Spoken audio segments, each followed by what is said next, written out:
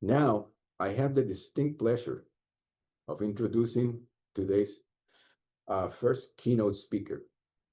Dr. Mitch Prinstein is the John Van Seters Distinguished Professor of Psychology and Neurosciences at the University of North Carolina at Chapel Hill, where he co-directs the Winston National Center for Technology and the Developing Mind.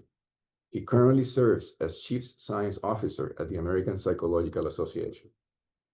A leading expert in adolescent mental health, Dr. Prinstein has more than 25 years studying how peer relationships, both offline and online, influence depression, self-injury, and other risks.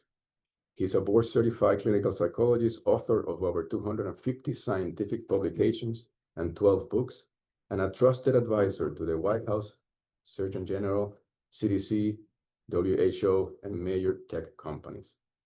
Today, he will help us understand the risk and opportunities that social media presents for youth and what we can do about it. Please join me in welcoming Dr. Mitch Prinstein. Thank you so much. I really appreciate that. And I'm so honored to be here and be a part of the amazing work that the Melissa Institute is doing. It's so impressive and exciting to learn more about what's happening and all of these opportunities that are available free of charge.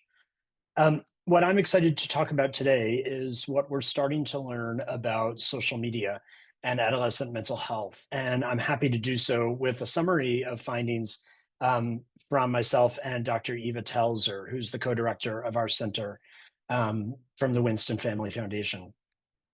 It's probably no surprise to anyone listening that the sight of young people interacting together has gone from looking like this to this to this.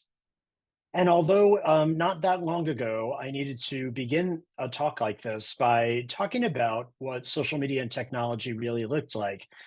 Now, instead, I'd like to start by talking about a couple of misconceptions that are out there, because this has been so heavily covered within the media, and instead offer you an overview of what the science actually says. To begin, I'd like to mention that although there have been some discussions about the youth mental health crisis being completely caused by social media, I want to make clear that that does not seem to fit with the data. Folks who have talked about social media as being related to the youth mental health crisis have talked about the simultaneous or seemingly the correspondence between the onset of social media like Facebook and what looked like increases in the rates of sadness and hopelessness, as well as perhaps suicidality. And these are data from the CDC, their youth risk behavior surveillance system, which allows for a national stratified sampling of risk behaviors among American teenagers. And what you can see, of course, is that actually we've seen quite a variability in a number of these measures over the years. And in many cases, behaviors that we would expect to see increasing because they're frequently the subject of social media discussions are not all increasing, leading us to remember that just because two things happen at the same time does not mean that one is causing the other. In fact, when you talk with adolescents and you ask them about why they believe there's been such an increase in mental health difficulties, what they will tell you is what we've known in the literature for a long time, and that is that stress is one of the biggest predictors for the onset of psychological symptoms. What are they stressed about? Well, you can see here a number of factors that adolescents report as being incredibly concerning to them and leading to quite a lot of stress that they believe has led to loneliness, depression, anxiety, risk behaviors, and concerns about their future. The second misconception I wanted to start by addressing is the idea that social media experiences that adults have might be very similar to what young people are experiencing with social media. And this, again, is a myth. It's important to remember that many adolescents are being introduced to technology at maybe the worst possible time, because it's a time that's associated with tremendous changes in the adolescent brain. Of course, we all know that during the first year of life, we want to keep kids away from technology or screens because we know their brain is forming. What most people don't realize is that the second most substantial period for adolescent brain reorganization and growth is actually in the couple of years just before the pubertal transition. Um, that's a period of time when we're seeing a remarkable amount of change in the adolescent brain as it goes from what children can experience to the adult brain that we'll live with for the rest of our lives.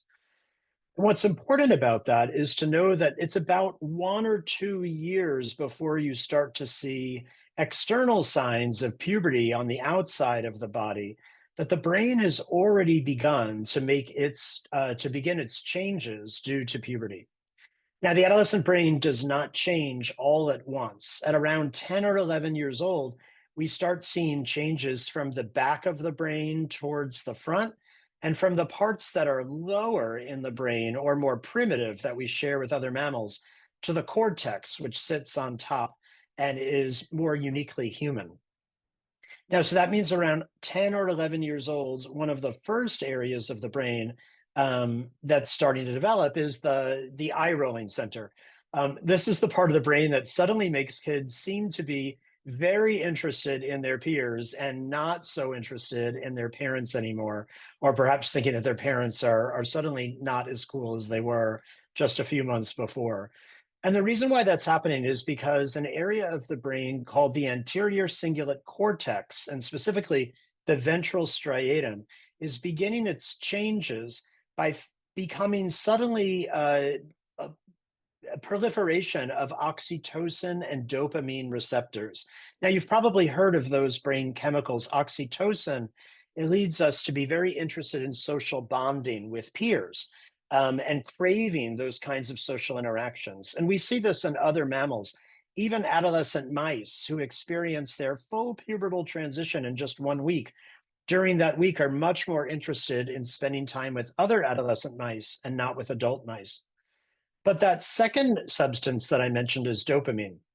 And that leads us to feel really good when we're getting any kind of attention, reward, um, from peers. That could be peers looking at us, nodding to what we're saying, agreeing with us, giving us a sense of power or influence. All of that leads to a tremendous dopamine kind of release. So, what this means is that starting around the age 10, kids become very sensitive to peer feedback. They're very interested in attention from their peers. And this is ironically around the time now that we start giving a lot of kids a device. Now, a long time ago, remember that there was a way in which this brain development fit our environment. So kids had a lot of peer experience when they were at school, but when they went home from school, they had much, much less interactions with peers. They might be able to call them on the telephone. We used to have something called a busy signal. It was a natural way in which kids might not spend every moment with their peers around the clock, but with technology, that has changed. Now kids can have 24/7 access to peer attention and feedback simply at the press of a button. The reason why this is important is the very last area of the brain that develops in adolescence is the prefrontal cortex, or right below our forehead. And this is an area very unique to humans. It is an area that allows us to inhibit our behaviors, to stop ourselves from engaging in whatever impulse that we might feel will help us feel good. Now, that area doesn't fully develop until around our mid 20s or so. So that means we have a developmental sensitivity period from about 10 until about our mid 20s when we are going to be very, very interested in talking about peers and who's popular and who's friends with whom and how can we get attention and positive regard from peers. And we're going to have a really harder time stopping ourselves from pursuing that impulse at every possible opportunity. The third misconception that I'd like to address is the idea that social media is all good or it's all bad, and we have to think of it as an all or nothing experience. So it is in fact the case that that social media is made up of several different kinds of experiences. your experience on social media today might be very different than it was yesterday or tomorrow, and is surely very different from another person's social media experience. That's because, in part, when we say social media, we're actually talking about a few different things that are all being lumped together with that one title of social media. One is the content. So, what gets posted on social media, either by adolescents themselves or others, might expose kids to things that might influence their development. And we've seen this with all kinds of different forms of content, things that happen on TV or in the movies, things that they're exposed to on email, and so on.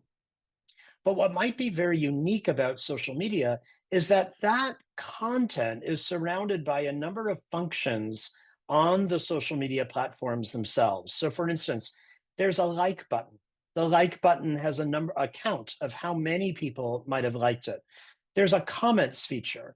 The comments themselves can be liked. There are notifications.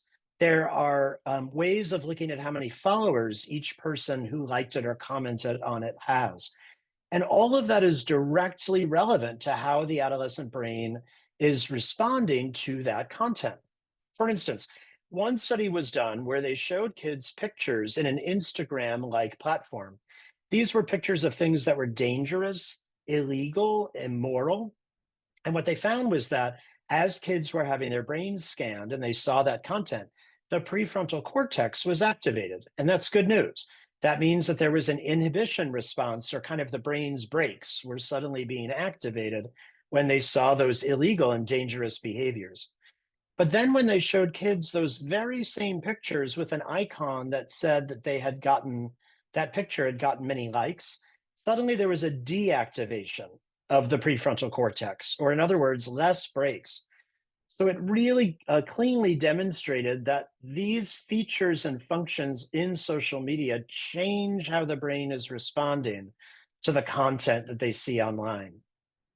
And then third, relatively new, is that we've seen artificial intelligence, which is suddenly, for the first time in the history of our human species, it has started to make some of our social decisions for us. It now offers us content in a specific order. It offers us friend choices. It might give us their content in a certain sequence as well. It might even suggest to us what we should say to our friends and when we should comment to our friends. And that's the first time that we've really ever allowed a computer to kind of choose for us the people to interact with, or what to say to them, or in what order. Now, remember, as adults, you might feel like those are mere suggestions. But when you're a child, and it feels very, very important to remain as active as possible on these platforms, because you have a biological sensitivity to what's happening, you might be particularly susceptible to those AI recommendations. It's important also to remember that adolescent development is gradual and continuous. A lot of folks that talk about age restrictions on social media might sometimes forget that age is a sloppy measure of kids' competence. So not all 15-year-olds are the same, and not all kids go to sleep on the last day of being 14, where they are filled with risk and they wake up the next morning suddenly resilient. We need to be thinking about adolescence as developing different competencies, which might happen at different ages. Remember that the online environment is reflecting what happens offline, because the online environment has been programmed by humans. So we'll see some things built right into the platforms themselves. And a lot of what I'm going to talk with you about today is based on what we call longitudinal research, which is a way that we can say that experiences that kids have at one time point is related to changes in their functioning over time. We're unable to ethically do the kinds of randomized controlled trials that would be needed to talk about cause and effect, because it would be unethical to force some kids to spend time on devices and force other kids not to, and then see how they grow up years later. As a result, we use the best research evidence that we can ethically, and that is these longitudinal studies. What I'm going to tell you is that the information that we're learning is a bit different than maybe what you've been hearing in the media. Specifically, the research that we've been doing is not looking at social media as all good or all bad. We are interested in knowing under what conditions might there be some kids who experience content or features that might help their development, and some might experience features or content that might present some risk. So what I will be doing for the rest of this presentation is very quickly telling you how scientists have unpacked the questions about technology and social media on adolescent development. And we've done this by asking much more specific questions that help us to understand the very nuanced and complicated ways that technology might be related to how kids are growing up today. I want to start by mentioning that indeed there is clear evidence that social media and technology is related to positive aspects of kids' development. And that might especially be the case for kids who have interests or an identity that might be different from most of the other kids in their school, in their neighborhood, or maybe even an identity that only they have within their own household. So I'm talking about a racial, ethnic, gender, sexual, religious, any kind of identity that might make kids feel otherwise alone or misunderstood or seeking more information. Research has shown that these kids are able to access others with similar interests or a similar identity online. And that can help them, especially when they experience minority stress or the stress of being someone who is subject to discrimination, microaggressions, or other forms of being misunderstood or maltreated because of who they are.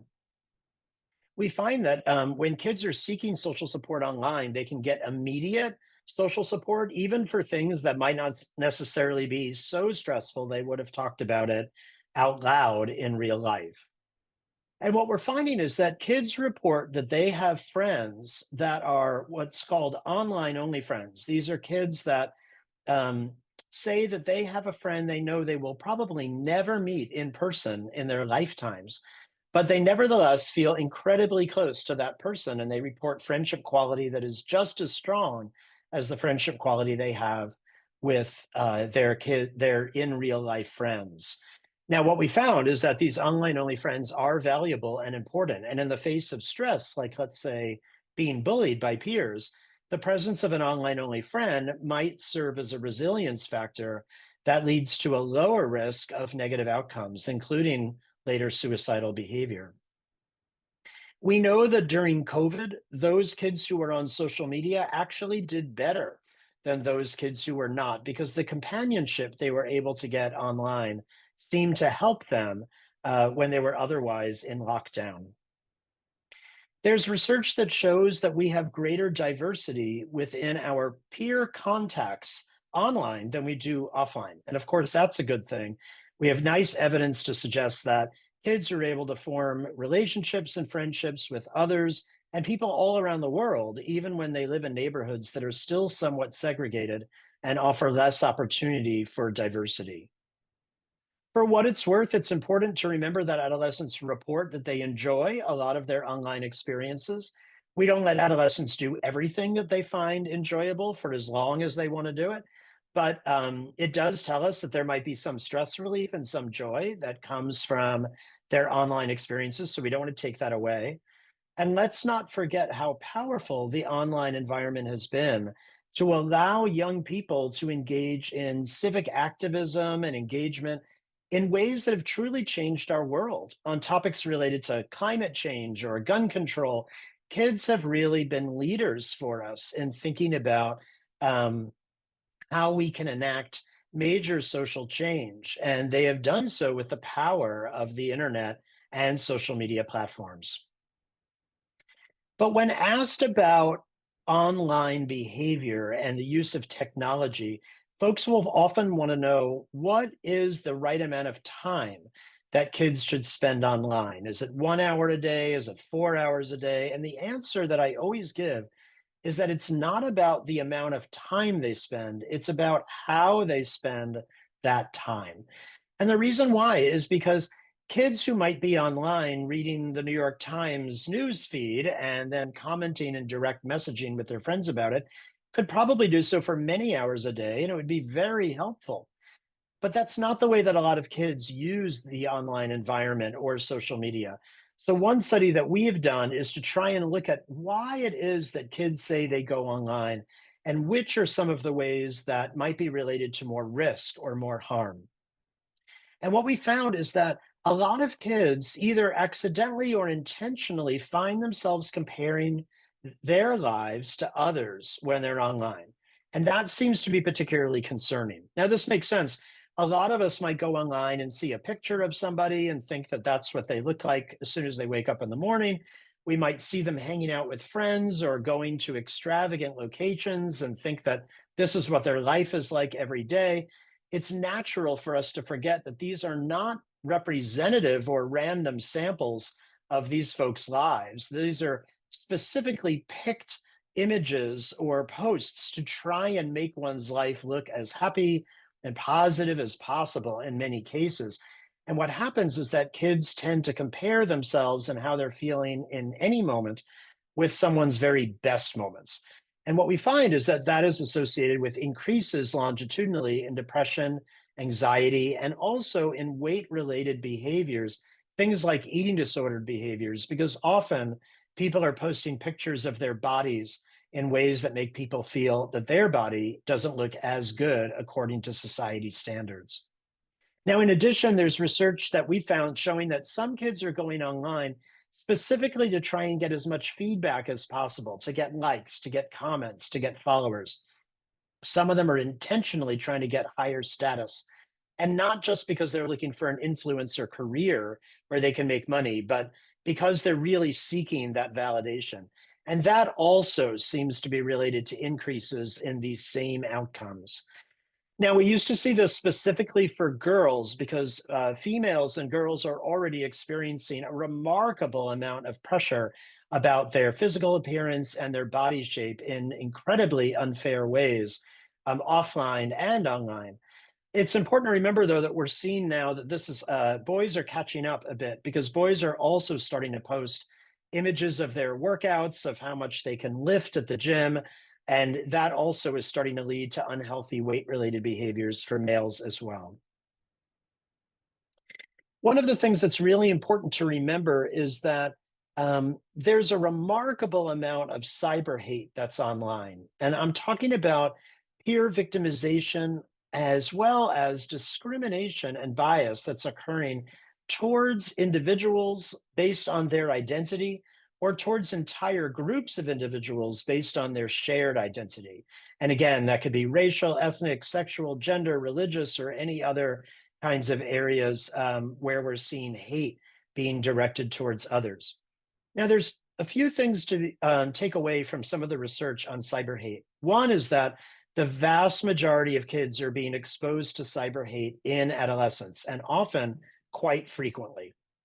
The second is that the experience of cyber hate seems to be affecting depression and anxiety risk above and beyond how much kids are experiencing cyber hate in their offline lives. Now, that makes some sense. At first, it might seem confusing. Why would a post be even make things even worse for kids if they're experiencing this face to face in real life? But the answer seems to be because cyber hate is often harsher and more discriminatory online because people can post anonymously, and because with likes and with comments, you can really get the sense that there are many others who might agree with what was posted. And that kind of pile-on or consensus that seems to be suggested, even just by a few likes, seems to lead to even more anxiety and depression associated with cyber hate. But the third thing to remember is that it's not just the victims who experience more anxiety and depression when exposed to cyber hate. There's now research that says that everyone is at greater risk when they're exposed to cyber hate, even the bystanders, because many of us watch this happening. Even if it doesn't affect our own group or our own identity, it's affecting somebody that we know, that we care about, or it makes us think about others. And just seeing that kind of hate expressed ends up becoming quite concerning. So we're really seeing that as an issue that's affecting everybody now. And again, in real life or offline, Sometimes bystanders don't see as much of how much this happens because it might happen in more covert ways. So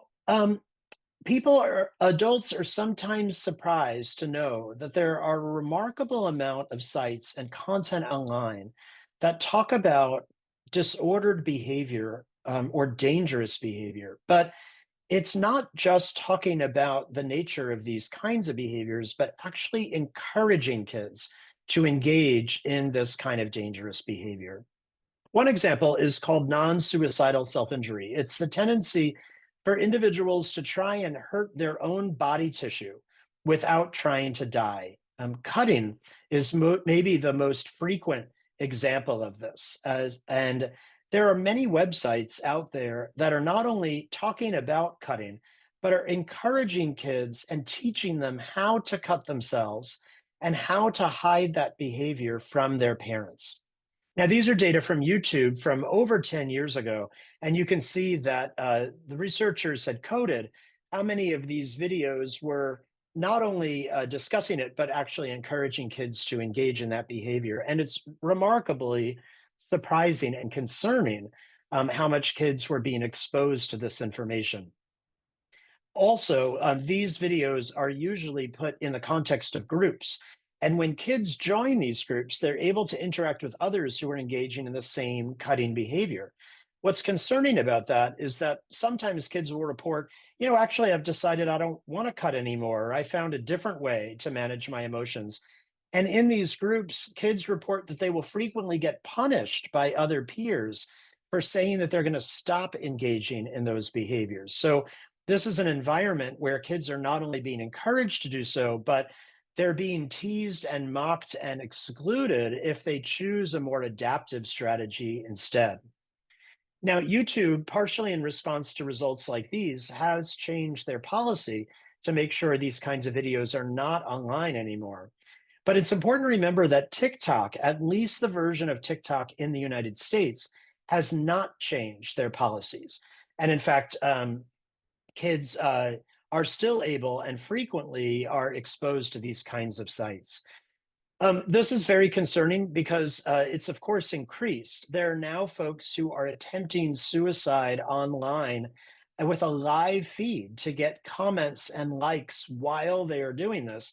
And kids are encouraged or even directed to sites where they can watch this behavior online. And this isn't just a few kids.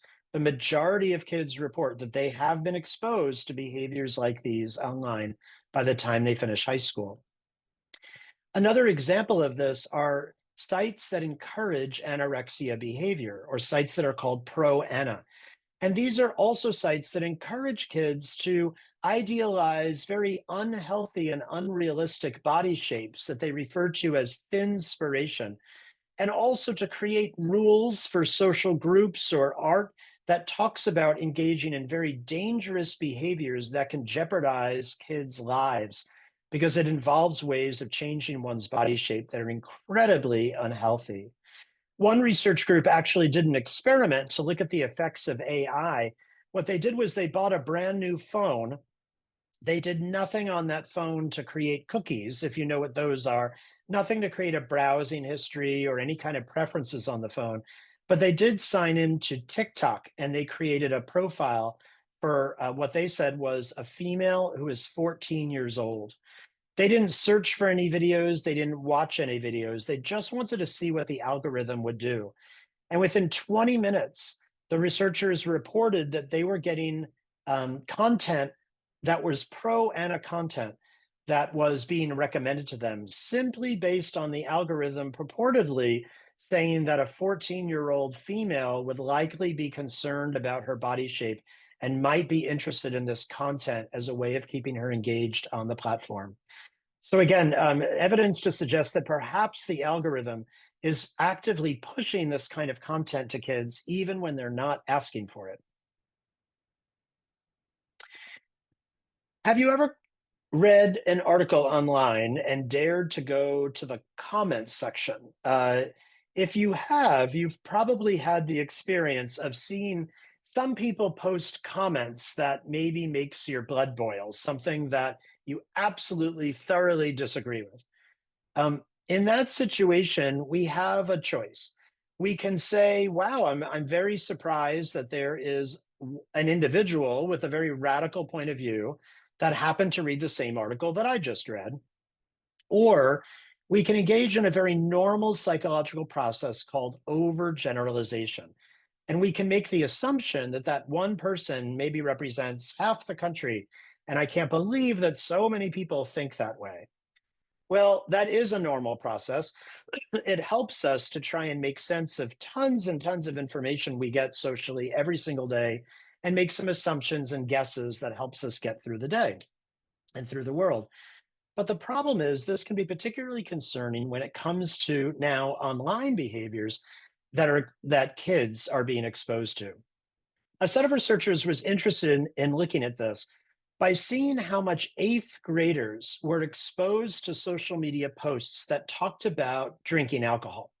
Now, these might have been posts that said something like, oh, I can't wait to get drunk, or wouldn't it be cool to have a lot of beer this weekend, or maybe an image of somebody who was drunk and presenting it in a favorable light.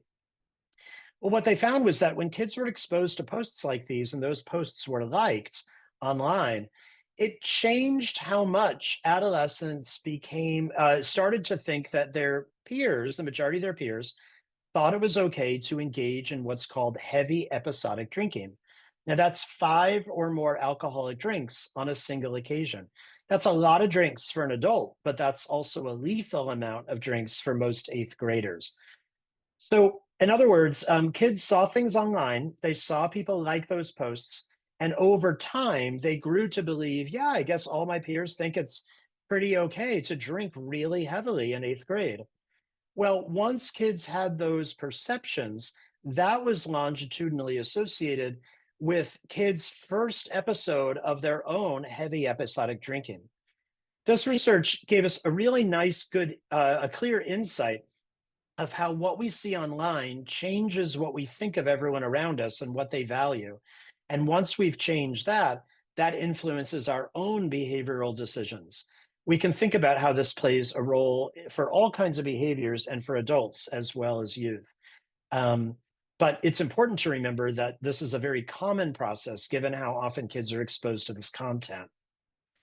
Now, this is also a process that can be used to help encourage kids to engage in adaptive behaviors like studying or doing their homework, community service, or being nice and friendly to others, sticking up for those who have been bullied.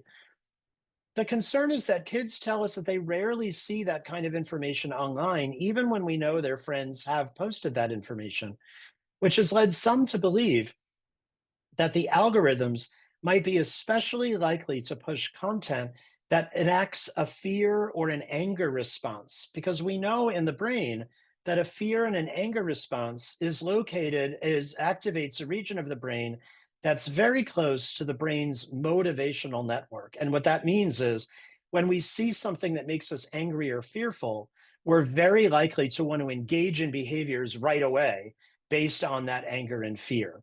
And because the companies are likely interested in having people stay online for as long as possible, more clicks, more scrolling, they may be pushing information that's more likely to make kids angry or scared.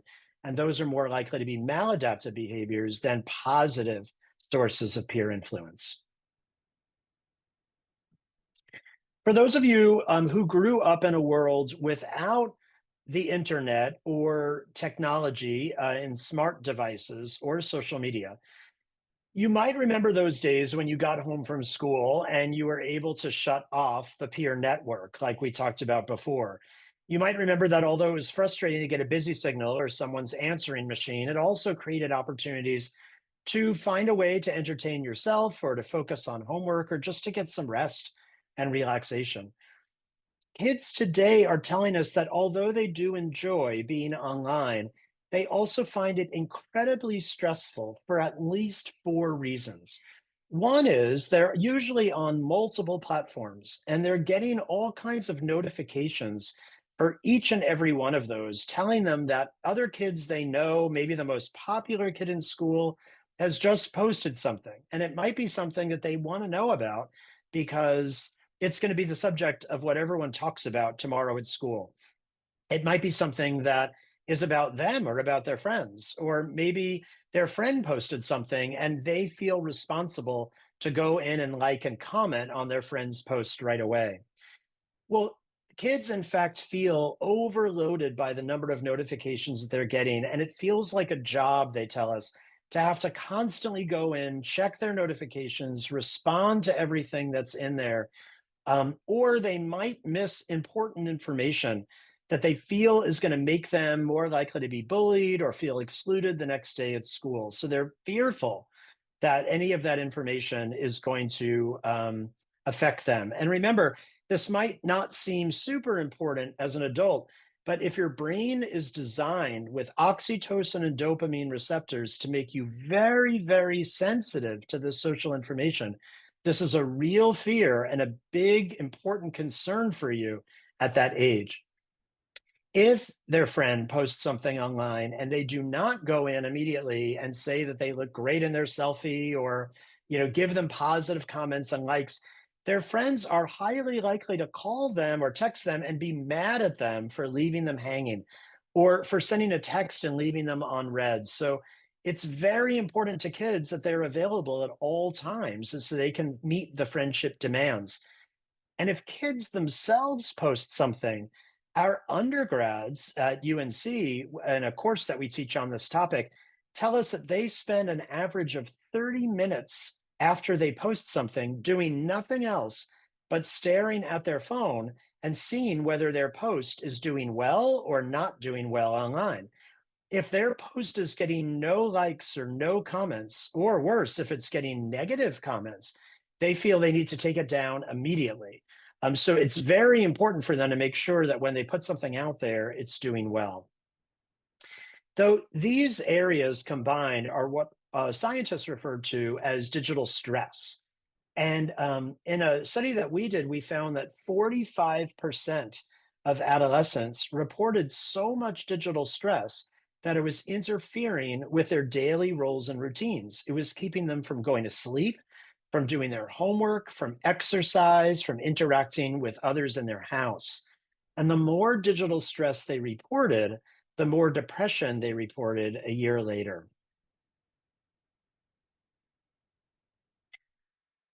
So one of the other ways that we think about how technology might be related to adolescent development is thinking about what technology might be stopping kids from doing that would have otherwise been a good use of their time.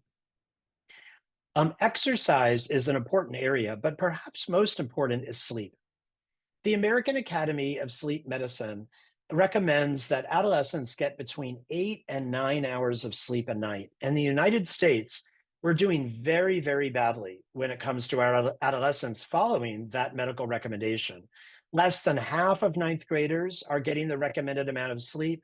And by 12th grade, less than a quarter of adolescents are getting that recommended amount of sleep. Now, the reason why meta-analyses show is overwhelmingly because kids are spending their time on screens.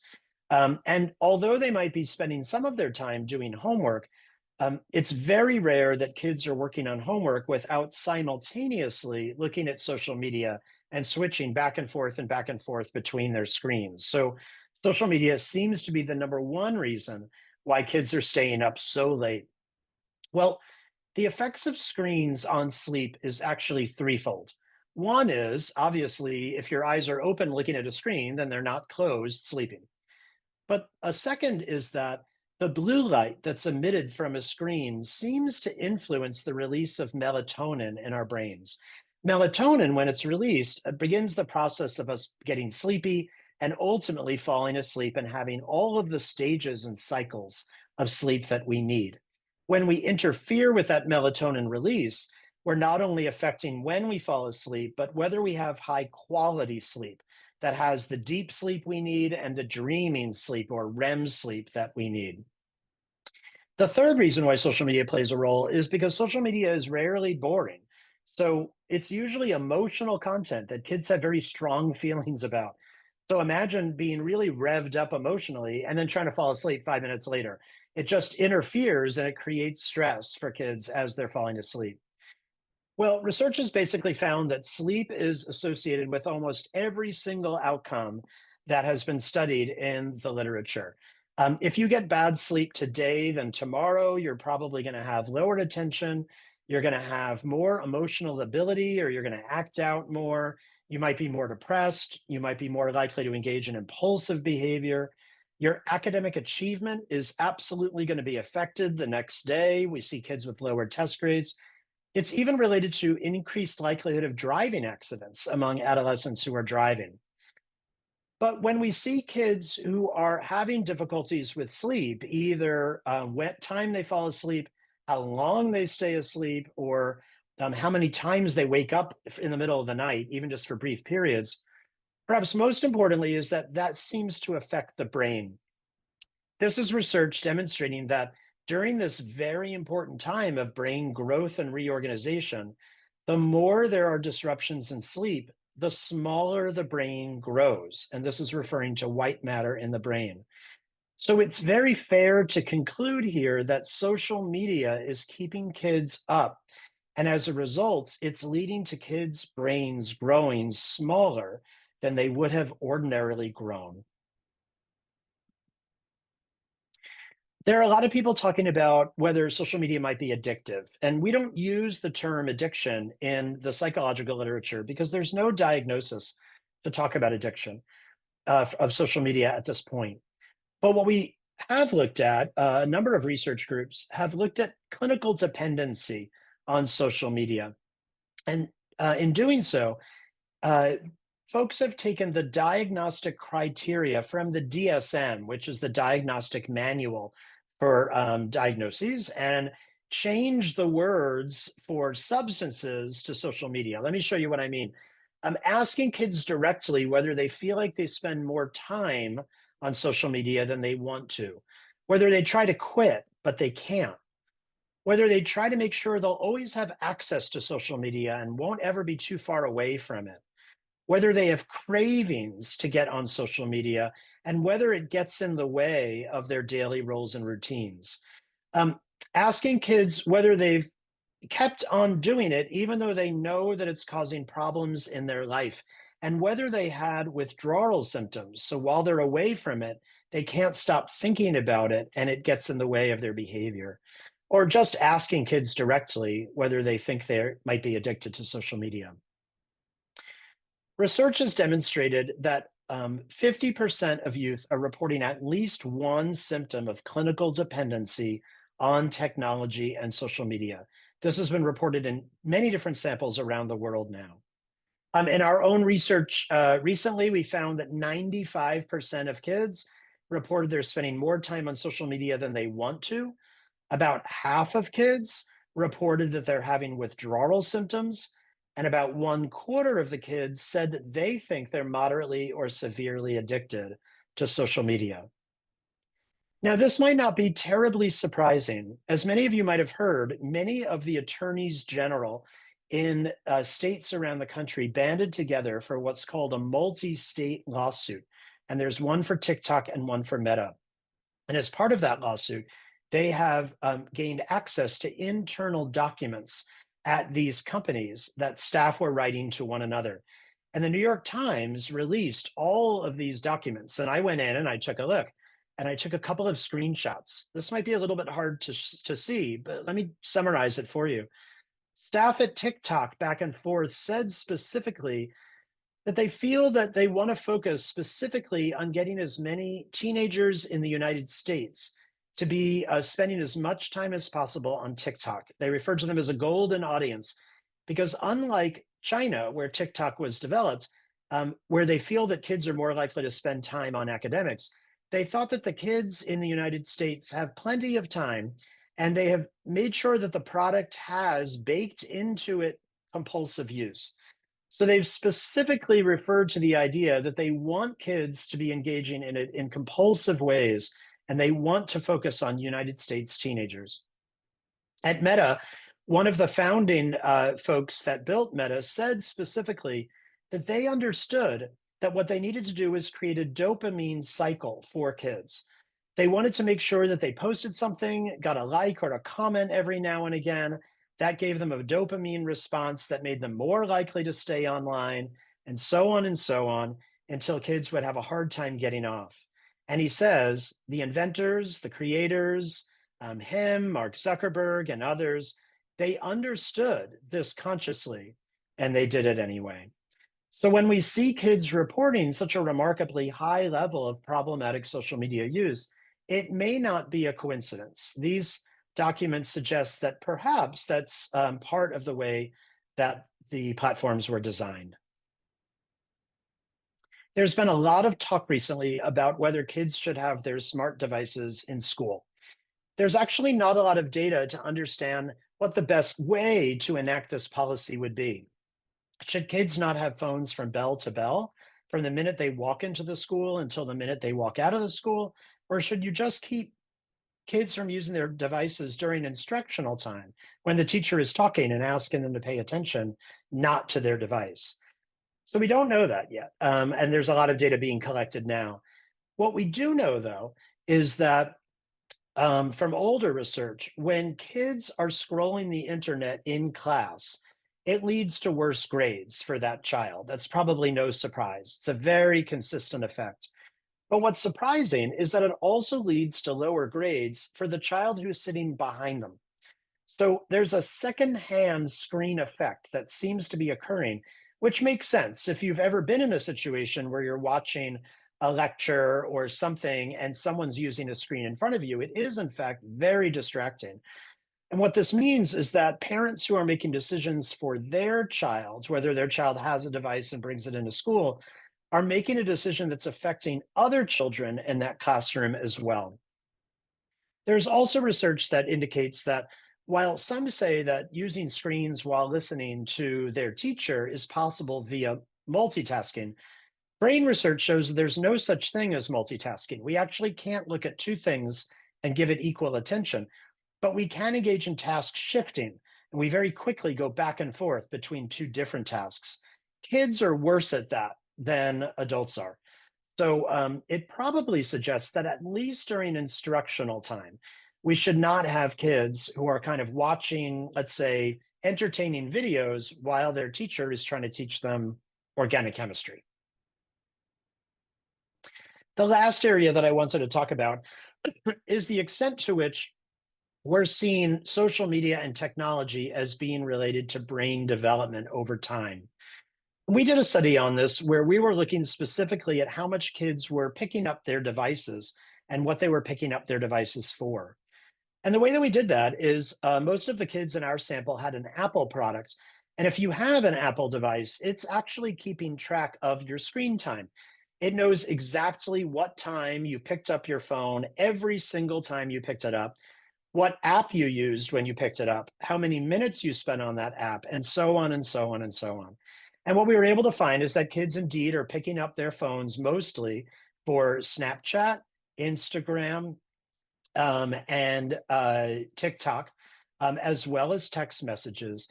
And we can see that without asking for them to report, we could take a screenshot of their phone every day for 14 days in a row and see objectively how they're using their device. These 14 columns represent those 14 days. Every single point here is another kid. And what we found was that kids were in 6th grade were picking up their phones an average of 100 times a day, although the range went up to about 400 times a day. Oops, excuse me. We also found that kids were using their phones for 8 hours a day on average. Now, that might sound like a lot, especially when you see that the range went all the way up to 1,000 minutes a day or 16 hours. But again, remember, these were kids who are using their devices for many hours every night after dinner and all the way until they go to sleep, sometimes 2 in the morning. These are kids who are using their device during school as well, including during instructional time, and seem to be staring at it all for many, many hours. So overall, we saw this remarkable amount of use for 6th graders. And what we did then is we were able to ask kids after they used their device, in the minute they were in the hours they were using it, in the hour after they put down their phone, how they felt and what their experiences were. And boy, we found that dependency came through pretty clearly.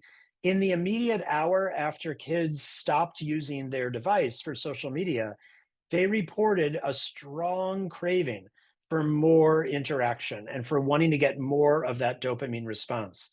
But interestingly, the more they picked up their phone during the day, the more they reported at the end of the day that they felt lonely. That might sound a little counterintuitive. If they spent all day interacting on social media, why would they feel more lonely? Well, kids reported to us that the reason why they feel lonely with social media is because they know that what they're seeing is not a true representation of what their friends are actually thinking and feeling, nor is it their own representation of how they're feeling. In other words, they're craving emotionally vulnerable interactions. They want to have the kind of disclosure that adolescence has long been known to be an important period for developing closer relationships with peers. We develop skills in adolescence that we rely on in our social interactions for the rest of our lives, at work and our marriages, with our friends. And that comes from having more sophisticated and complex interactions with peers when we become teenagers. Social media is not allowing for as much of that kind of interaction as we would like, however, because when you log in, it usually just tells you about numbers. It says you got 72 likes on your last comment. It doesn't tell you who those people were. You can click a lot and find out, but it doesn't really tell you if you have anything in common with them. It just focuses on numbers and followers, and that's not an emotionally vulnerable interaction. It's an interaction that's kind of stripped of humanity itself. For this reason, kids started developing what they call Finsta accounts, which are fake Instagram accounts. It's fake because they put their fake name on it, but ironically, it's more real because they put their authentic feelings and experiences up there because they are trying to find a way of getting those emotionally vulnerable interactions with each other. I would love it if when you logged in, instead of social media giving you a number to tell you how many likes you had, if it said, wow, one of your closest friends just posted something sad, you should reach out to them and see how they're doing, or you should talk with them about it at school when you see them in person the next day. But that's not how the platforms are designed to drive our social interactions. Well, we got these data from kids in sixth grade. We then had them go through a brain scan in seventh, eighth, and ninth grades so we could see how their brain not just was growing, but specifically what areas were growing to be particularly responsive over time and which areas might be getting less responsive over time. And what we found is that the kids who are picking up their phones a whole lot in sixth grade actually had parts of their brain grow to be even more hypersensitive to peer feedback. Here's that ventral striatum again that I was talking about at the very beginning. So these areas of the brain became super hypersensitive to any kind of feedback around their peers, compared to other kids in their same grade and their same school who just used their phone less. So it really suggested that the brain was growing to become responsive in different ways to the environment. Also, not pictured here is we saw that that prefrontal cortex did not develop to be as strong or to activate as much among those who are picking up their phones a whole lot in sixth grade. So we kind of had a super strong muscle in a way that grew to be hypersensitive, and the prefrontal cortex, the brain's brakes, kind of did not grow as much as it should have to be as responsive during those next 3 years. This makes sense. The brain is responsive to the environment that we live in. If these are skills that help people in the future, then maybe the brain is growing in ways that will help them. But what's probably happening is these changes in the brain are just making kids more likely to want to spend more and more time online and have less and less resistance or inhibition from doing so. Here are a few things to end on that are applications of what we're learning so far in the research and how it might be helpful in your lives in whatever role you might be serving. One is, of course, that it's certainly possible to encourage kids to wait and to help parents realize that although so many of us don't give our kids a device because we don't want to be the only parents not to do so, and we don't want our kids to be the only kids not to do so, there's no research that suggests long-term negative outcomes for kids who waited before they got their own personal devices. Some folks have talked about creating grassroots efforts to help create a social norm within your neighborhood, within your school, to wait at least until 8th grade, if not longer, before kids get their own personalized device. There's recently been an increase in smart watches among some families who have the resources to get that for kids because it allows kids to be able to be located and contacted without giving kids a screen that they can scroll social media on. Kids are going to be on these platforms. This is the world we live in. It's probably never going to go away. But we could encourage kids then to use it in ways that help them achieve what we know in adolescence to be the milestones and the skills that they're supposed to learn with peers. Help them to think about how to express socially supportive messages in their posts, or to take what they've learned online and seed their offline conversations with what it is they've learned. So they have face-to-face interactions that are richer and more meaningful. Help them think about how to focus on companionship.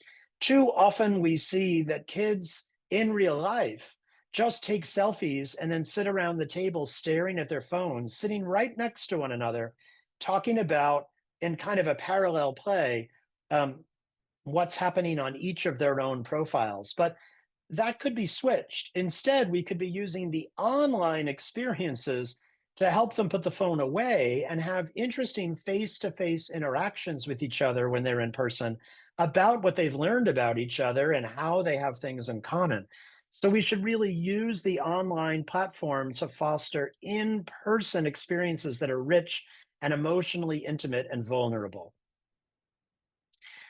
I think it would be wise to keep kids away from platforms that have an open chat feature because there are too many kids who are under the belief that they're interacting with someone their own age when actually it may be a predator. And too many horrible and tragic stories of kids who have been lured into incredibly dangerous and harmful situations based on open chat for social media. Many platforms have ways of shutting this down, but those controls can sometimes be very hard for parents to find and to regulate. We should probably also keep kids away from content that is inappropriate for them and keep AI away from children. It seems to be not fair given their developing brains. It is not possible to look over kids' shoulders and watch everything they're doing all the time. But we can be talking with kids more often about what happens online. Research has shown that parents do this actually remarkably rarely. And that's because many of us didn't grow up with this, and we kind of have confusion or even maybe judgment about this. And we'll say to kids, I don't know why you're on that thing, or I don't know why you take a picture of the ceiling just to keep up a streak. What does any of that mean? And accidentally, what we're doing is we're kind of telling kids, if you ever have a problem with this, I'm the last person you should come talk to because I don't understand it. I don't agree with it. I'm judging it. Maybe we should do the opposite. Maybe we should say to kids, I would love you to teach me all about what's happening online. Why is a streak so important? Why do people like things that they don't actually like? What do those emojis mean? So when they do have a problem, they'll know that you're educated about it, you're interested in it, you're willing to have a discussion with them about it. I believe we should be taking down all content immediately that shows kids how to engage in disordered behavior. Because the companies are not doing that right now in most cases, you as parents and educators should expect that your child will see this content and talk with them about it. So the first time they experience knowledge of these behaviors is not from someone you don't know, but it's coming from you, and you're helping them to know to talk with you about it, show it to you, and understand why it is that people might post things that are incredibly harmful. Same for cyber hate. Those should be taken down immediately, but because that's not happening right now, we should anticipate that kids are going to be seeing this and arm them with the tools necessary to stand up for others, and to sanction kids who are posting things that are incredibly harmful and hateful. I would love to see every school nurse, every pediatrician, maybe every parent to simply ask a couple of questions, maybe once a year, every 6 months, to see whether kids might be experiencing clinical dependency on social media. This would be incredibly simple to do. It could just be a poster hanging up on a school wall or in a pediatrician's office, just to begin conversations between adults and kids, so that way they can start realizing that in some cases, may not be making decisions on what's best for them, but their screens instead are deciding how much kids are getting hooked. If you remember nothing else that I've said today, please take devices away at 9 o'clock from youth on a school night. We really, really need kids to get the 8 to 9 hours of recommended sleep. It is incredibly important for their health, for their brain development. It might be important for adults to put away their own devices too. Remember, it used to be rude to call someone after 10 o'clock. The only reason why that's changed is because we've gotten used to tech companies creating devices that allow us to get buzzes and dings at all times of day. You can use the sleep feature on your device, so kids can be assured that anyone texting them will see that they're not ignoring them, that they didn't even see it. The notifications are shut off. So please do remember to gather up those devices, put them in a basket on top of the refrigerator so no one's able to reach them overnight.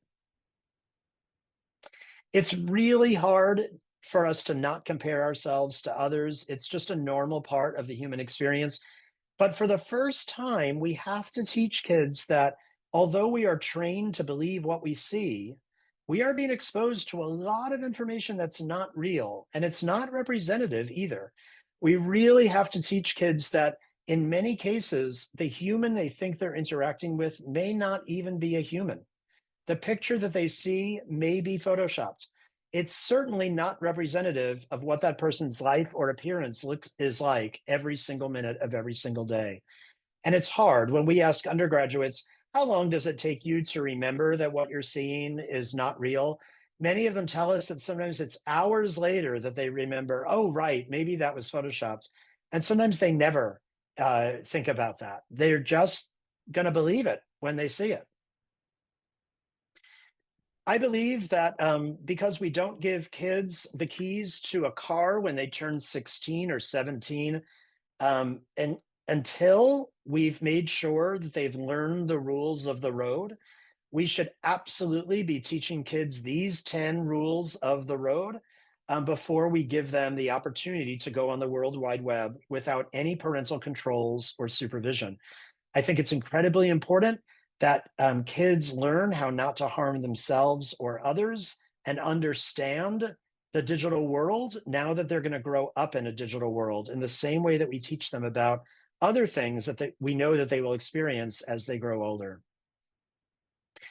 I have been doing this recently myself, visiting many schools, middle schools, and high schools. And one of the things that I found that's been really interesting is that I've been asking kids directly in these large assemblies, why do you think kids invented social media? Excuse me, why do you think adults invented social media in the first place? Now, most kids know that it's to make somebody money. But surprisingly, they don't understand who makes money and how. And this has become incredibly important because I simply share my screen with them and I go to the App Store. I type in, let's say, Instagram, and what they usually see at the App Store is what we all know is a little download button and a bunch of stars. But if you scroll down on the Apple App Store, you have to scroll down quite a bit, but you get to a section called privacy. And I do this right in front of kids in the school. Anyone can do this. And when you get to that section, this is exactly what you'll see. I just screen captured these graphics. And I show kids, as soon as you download Instagram and you agree to that 87 string long consent form on there, it immediately starts taking all of this information from all of the other apps on your device. Kids do not know this. They are shocked to learn that their browsing history, their contacts, their financial info, all of this information is being taken. In fact, some of them say, wait a minute, but my profile is set to private. Does that mean it's not being taken? And I say, no, no, no. The privacy settings mean that other users can't see your profile. But none of that stops the platform from taking all of this data from you. And I have found that this little simple demonstration for kids helps them suddenly become smarter consumers. They're still going to use social media, but now they're aware that what they're doing is offering somebody else their data to make someone else money. And it gives them a little bit more knowledge so they can make safe decisions for themselves. Well, I hope all of this has been really helpful and seeds some good conversation within your own homes or schools or work settings. Thank you so much for your time and attention. Thank you, Mitch, for such an informative and thought-provoking presentation. And thank you for dedicating your life to make the life of our kids safer online and out of and offline, and for protecting their minds. And I now transition to our first panel discussion, the role of parent-child and peer relationships in digital well-being. Moderating this discussion is Dr. Debra Pepler, Distinguished Research Professor of Psychology at York University, co-director of PrefNet, and a founding member of our scientific board. Joining her will be Dr. Mitch Prinstein, Dr. Donald Meichenbaum, founding director, scientific director of the Melissa Institute, co-creator of the cognitive behavioral therapy approach, and one of the most influential psychotherapists of the 20th century. I'll also be part of the panel. Dr. Pepler, would you like to get us started? I would. I want to start by thanking Mitch for a wonderful presentation. You Thank really took us through so much relevant research and highlighted, I really appreciated that you highlighted both the positives and the negatives of social media. And there's so much for those of us who are older and didn't grow up in the time of you know of instant messaging and Facebook and other social media platforms. There's so much for us to learn about how this integrates into both children's development and their relationships. So you gave us such a good sense of that, and I really appreciate it. Thank you. I look at, much the way you do, I look at the intersection of development and relationships and think a lot about how development occurs within the context of relationships. And when children are young, those relationships are proximal. We can see them. They're available to us. We shape children through our interactions. But as you've pointed out, as children get older, and not much older, those relationships become more and more removed from us as adults and as caring and nurturing adults in children's lives who are, in some sense, responsible for their well-being. And so it raises the question, and I think you did a really good job at the end, but it raises the question of, how can we as adults inform ourselves in a deep way about the worlds that children are growing up in, and think about the ways we can connect with them very early on in terms of promoting awareness and critical thinking in these matters. So I might leave that with you for just now, and we can. Yeah. Thank you so much. I really appreciate your feedback and your comments, especially from you, uh, and yeah, and the way that you're thinking about this as well.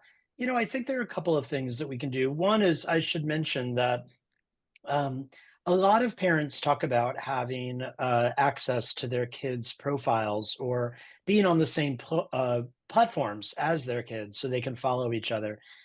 It's important to know that kids do report to us that the vast majority have platforms, profiles, and access that their parents do not know about. So it's not sufficient just to follow your kids on Instagram and think that that is covering it.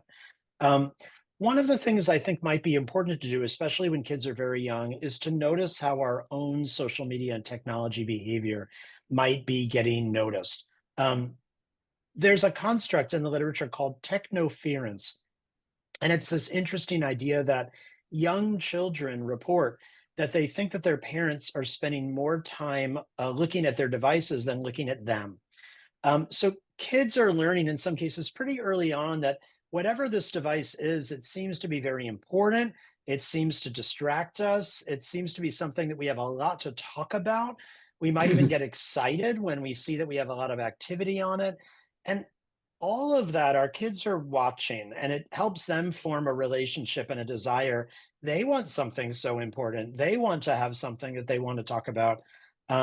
So I think it's important that we're very aware of how our relationship with social media and technology is being communicated to them. And I don't think that it's possible for any of us to just throw away our devices at home completely, of course, but we could say, oh, I'm sorry, I didn't mean to look at that. Or, well, sometimes it's so hard. And really model for them that it is a challenge and we have to talk about it and support each other a little bit, or say, well, wow, I got a lot of activity on that, but that's just silly. I don't even know who those people are. What's really important is that, I had a conversation with a good friend earlier today, and just remember to give them more of a balanced perspective on how we think about relationships.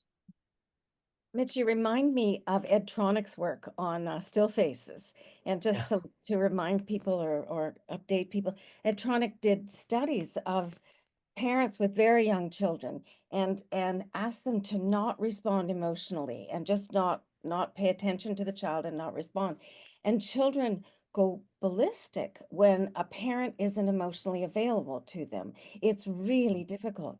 And you watch parents with young children on social media on their phones, and that's exactly what they're doing. And I think there's some studies Yeah. out there. So I really appreciate that whole notion, not only of modeling, but of ensuring that you're doing that meta thinking, that talking about your thinking and your self-correction, because then children will be able to do that kind of self-correction themselves. So Yep, absolutely. And it is so hard. I think that we are all very attracted to those buzzing on our phone. We're all very interested in what that might mean, and it's something we have to be aware of really early on. So we're helping correct ourselves and letting ourselves be a little bit vulnerable in front of our kids to say, whoops, I'm so sorry. I should not have looked at that right now at the dinner table. That's on me. And, I think that's okay to show kids that this is hard. Don, I'm going to turn it over to you and listen to your question. Well, first of all, I want to praise Mitch for a phenomenal presentation. He just covered so much, and of all the 29 years of the Melissa Institute conferences, I thought this was one of the best presentations I've ever heard. Thank you. My approach towards this will be slightly different. I'm going to suggest to Mitch, given his position in APA, that I have been preoccupied my entire career in the area of behavior change and the development of cognitive behavior therapy. So one of the things that impresses me with my own 4 children who were adolescents was their sense of not wanting being taken advantage of, their sense of justice, their sexual equity. Every time I would tell my one young son something to do, he would point out that I did not make the same demand of his brother. Okay? So what I want to do is capitalize on your last slide okay? I would love APA to directly develop an educational program for adolescents on how they're being manipulated. I want APA to take Zuckerberg's face, put it right out there, and right next to it the quote of how he is driving dopamine. I want them to know who is making money off TikTok when they say they want. That is, I think the only way to change this will be to bottom up rather than. I don't have a lot of confidence in parents or teachers as much as I do in adolescents.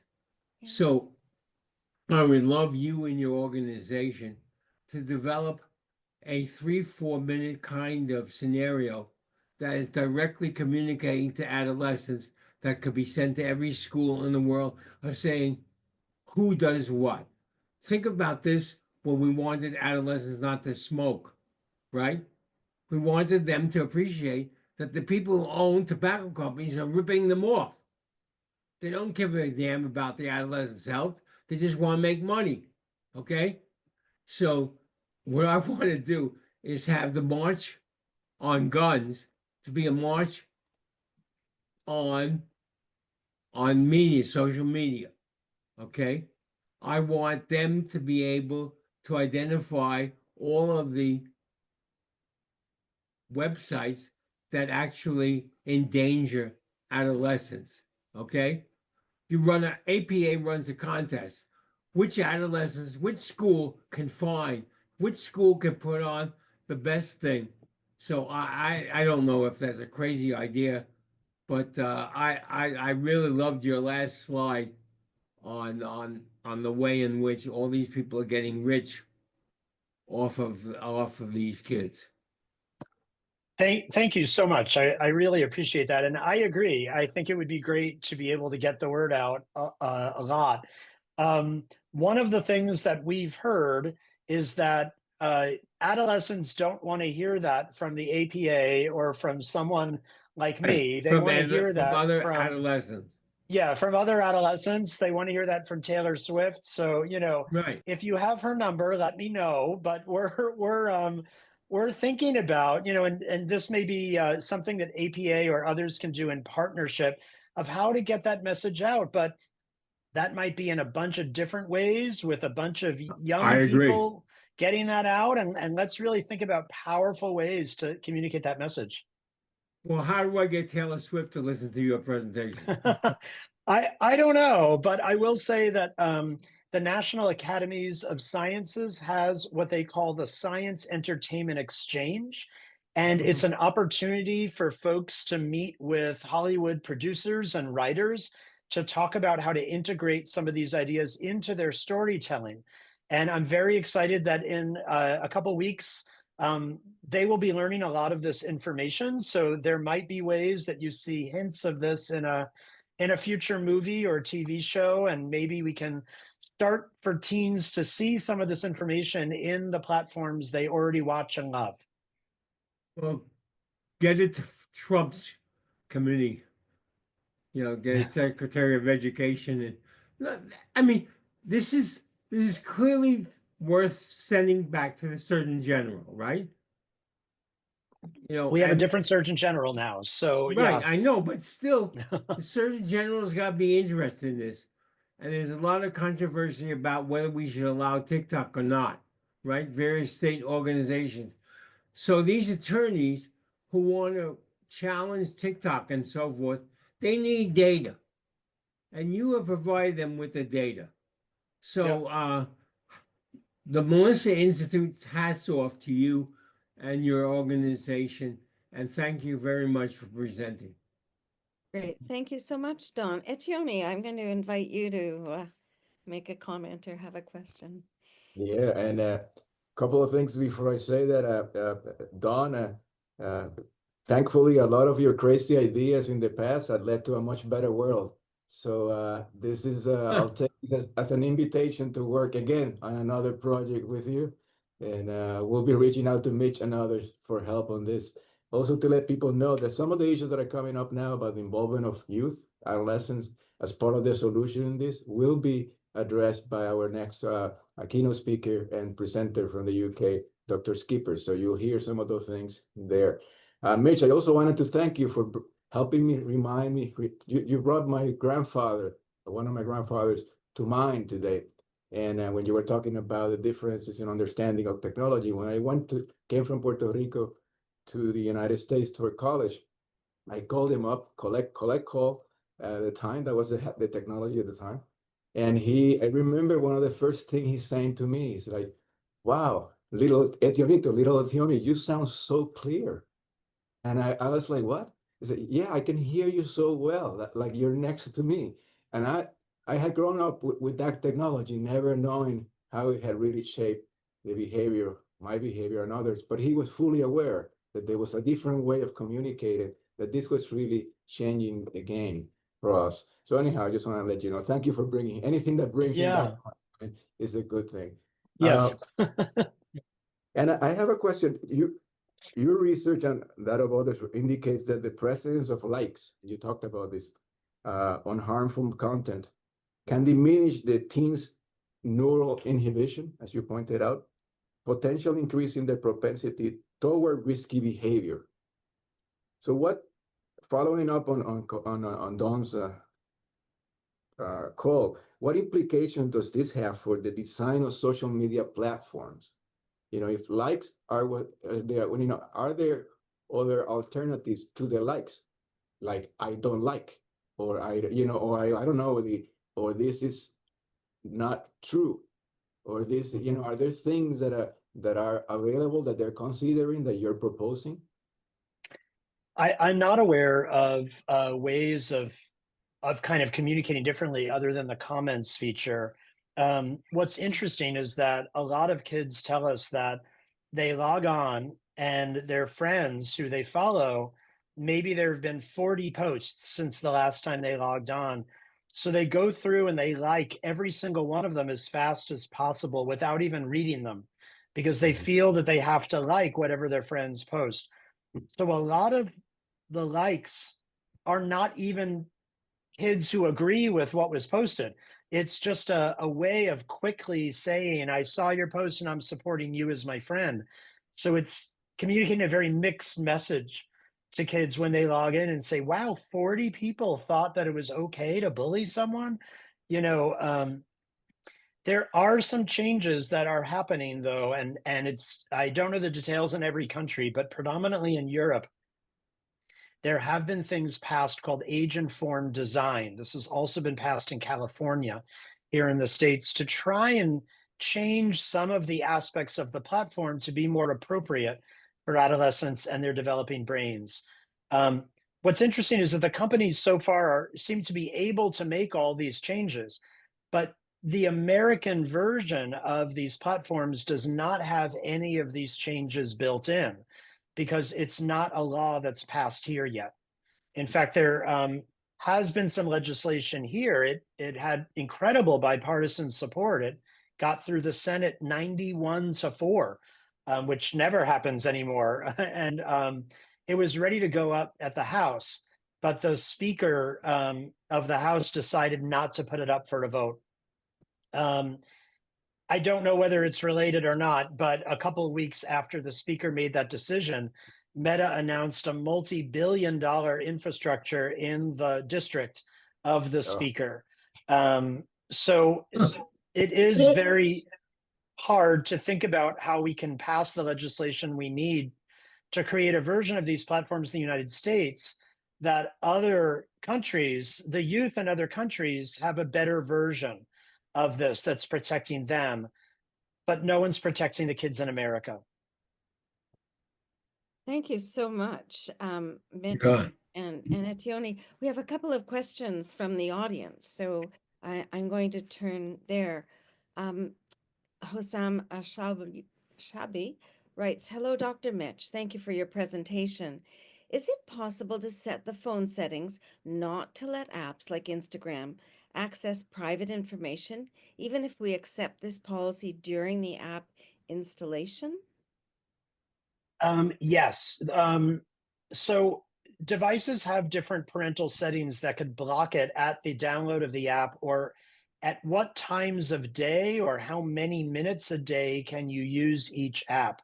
Some of them are a little bit hard to find, but a colleague has developed a website called Protect Young Eyes. And on that website, he has diagrams of every device and how to set the parental settings in there. So he's done so much great work to make that available that hopefully that's really helpful to parents to figure out how to set those things up. Okay, thanks so much. We have another question from Pravali Cantaregula. As much as TikTok has faced backlash for the privacy violations, it's a huge source of information for the youth in the US to understand current global happenings in shorter form. While mainstream media provides limited and restricted coverage, TikTok provides youth options and a platform to discuss global issues as well. Yeah, I think that it's important that we think about the benefits of social media and the ways that we can package information to make it more fun or relatable or tailored to younger audiences. But we do want to be very careful that we teach kids how to decide whether the information they're getting is accurate and credible.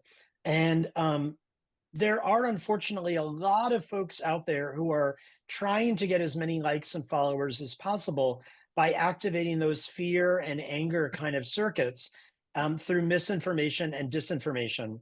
There's a great website called Get Bad News. I think it's .com. It was developed by a psychologist at the University of Cambridge, and it's a very fun game, and it teaches folks how to understand mis and disinformation tactics. So you learn what are the 6 tricks that folks use to get you to believe things. So if folks are going to use TikTok to get their news, I strongly recommend that they take that game, they play that game online. It's an evidence-based strategy that teaches people how to spot mis and disinformation. And then they'll be able to see which things on which streams on TikTok are real and which might be giving them false information. Okay, that's really helpful. We'll hear a bit more of that from Dr. Yvonne Skipper, who will be presenting again today. Maria Zani writes, I'm disabled and neurodiverse. I work in film and TV behind the screens, and I'm concerned about the amount of misinformation. Yeah, there is. And a lot of folks who, there's a lot of, we don't have enough information for folks about different identity groups, about different kinds of symptoms or experiences or life experiences that people are having. And the online context can, really provide important information to help people find others or to learn about strategies to kind of experience, the world in the ways that are most beneficial. But it's very important for people to remember that while there's no shortage of advice out there, not all of the information has been vetted by trained professionals to make sure that it's fair. And what we're seeing is that there are a lot of people who are maybe diagnosing themselves or finding strategies or trying to cope with their own depression, and they're actually getting advice that makes them worse. So totally understand why people might go online to find information, but as the person points out, there's so much misinformation that it would be nice if the companies could indicate, this is coming from a verified source that's a licensed professional, or or if you're interested in this, let the algorithm say go to a trusted resource to get more information. That's where I think the technology could become very helpful if it had welfare at the forefront of its goals. Yeah, thanks so much. It's that cross-checking. Yes, Don, go ahead. I just wanted to note that I was a consultant on a project called reachout.com, where adolescents talk to adolescents about various personal problems. And I would encourage people to take a look at that site, reachout.com.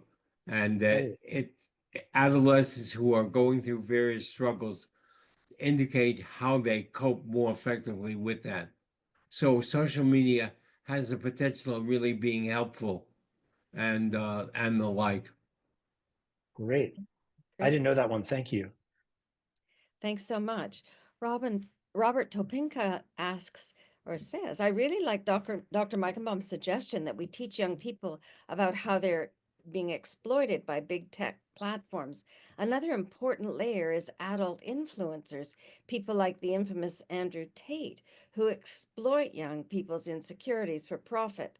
How do you suggest responding to the emotional power of non-reciprocal parasocial relationships with influencers?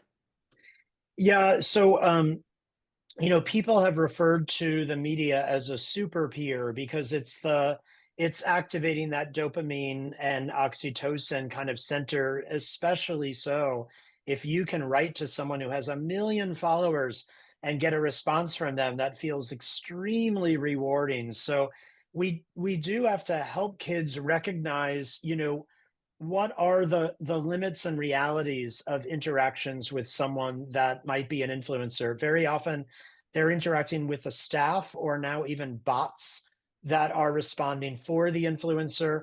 These might be pat responses, that are coming. And most importantly, they should not replace the actual relationships with people that we can connect with on a more frequent one-to-one basis. So we have to teach kids that there's still something valuable in having the ongoing communication with someone that they can trust and who feels reciprocal. In other words, the person needs to think of you as a friend as much as you think of them as a friend. And that's rarely the case when someone has an interaction with an influencer or a celebrity. Yeah, it reminds me again of your discussion about the importance of peer interactions for learning all those complex relationship skills. And that doesn't come from these distal interactions through the internet. Annabelle Espinoza says, I can see how the research shared applies to social media platforms like Instagram and TikTok. Is there a relationship between the findings presented today and YouTube? Some children are not active on TikTok or Instagram, but they are consuming information on YouTube and are even referred to by peers as YouTube kids. Are there similar experiences, or does YouTube present unique challenges to development? Yeah, it's a great question. A lot of the research is not about a specific platform as much as these features. So there is a like feature on YouTube and a comment feature. It seems to be used a lot less than the comment and the like feature on other platforms.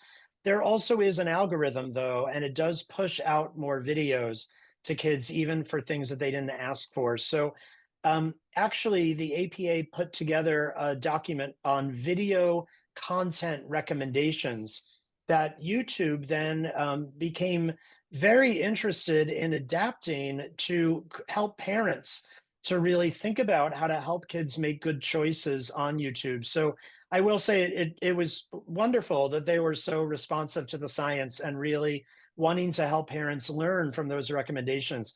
You can Google the APA video content recommendations, or I believe there's a YouTube APA collaborative video content guide for parents. So I bet there's a way on Google to get you to those pretty quickly. And you can see that there's some, it seems, effort to really help parents understand that some content can really help kids' development. Things that show them peer interactions and how kids deal with sophisticated interactions, that can really be helpful to kids. But obviously being exposed to things with bias and discrimination and hate is harmful to kids, and really to help parents feel they have the tools they need to navigate that. Great. Well, Mitch, I want to thank you so much and thank Don and Etiony for participating in this panel. I think the takeaway is that it takes all of us to support young people's development in this, relatively new domain that our brains are adapting to one way or the other. And so it's up to, youth themselves and teachers and parents and organizations and scientists and professionals. We all need to lean in and give support to young people to optimize their development. So thank you so much for your wonderful presentation. Thank you. Thank you. Thank Mitch. Thank Debra. Thanks Don, and for this wonderful discussion.